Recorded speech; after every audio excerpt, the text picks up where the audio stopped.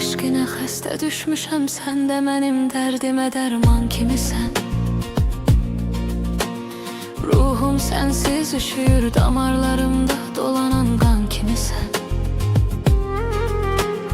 Mən səni sevməyimi günah eyləmədim, həyatımda səhv elədim.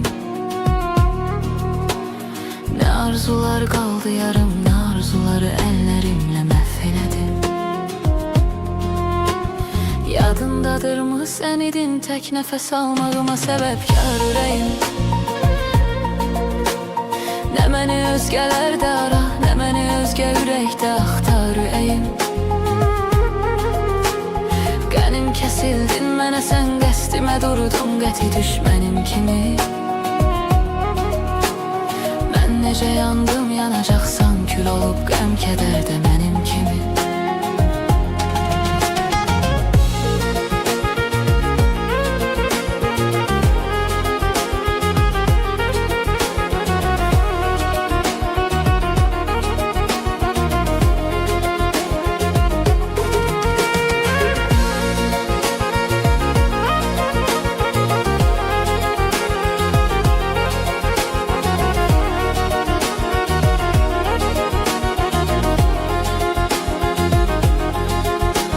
Sessiz olub tək gecələr, sübhə qədər sızlamışam, ağlamışam. Xəyallarım kimi sessiz bir albomda şəkillərini saxlamışam. Qırdın ürəyimi dəfələrlə, mənə qıydın, sənə mən qıymamışam. Var içində nifrət, amma lənət, ürəyim səndən doymamışam. Həyatdır eybi yox nə vaxtsa, gələri üz-üzə qismət nə bilim.